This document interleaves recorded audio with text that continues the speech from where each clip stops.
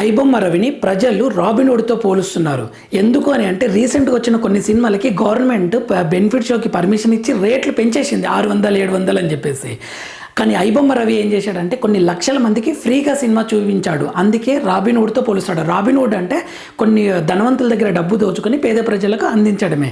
అయితే ఈ iBomma Ravi betting యాప్లకు promotions, మన డేటా అమ్మాడు అనేది ఒక రాంగ్ పాయింట్. కానీ ఇక్కడ గవర్నమెంట్ మాత్రం మారట్లేదు. ఇంత పెద్ద ఇష్యూ అయిన తర్వాత కూడా ఈ విషయంలో అసలు దొంగ ఎవరు, రేట్లు పెంచడానికి అసలు దొంగ ఎవరు, ఎవరెవరు కారణమో నేను మీకు చెప్తాను చూడండి. అసలు దొంగ ఎవరు అని అంటే హై బడ్జెట్ హీరో.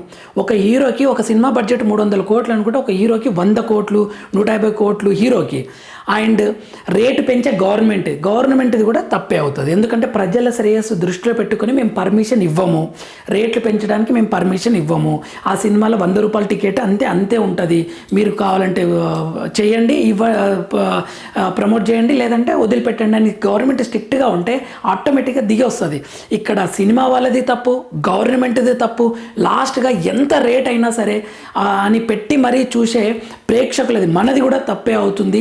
మనం స్ట్రిక్ట్గా ఉంటే ఆటోమేటిక్గా గవర్నమెంట్ కానీ ఫిలిం ఇండస్ట్రీ కానీ తగ్గాల్సిందే. మన యొక్క పవర్ ఎంతనో చూడండి. తెలంగాణ ఆంధ్రప్రదేశ్ కలిసి ఒక టోటల్గా 9 కోట్ల జనాభా ఉందనుకున్నా, 4 కోట్ల 5 కోట్ల మంది చూశారనుకోండి. ఒక్క టికెట్ 200, 5 కోట్ల మంది అంటే 1000 కోట్లు మనమే ఇస్తున్నాం అనమాట.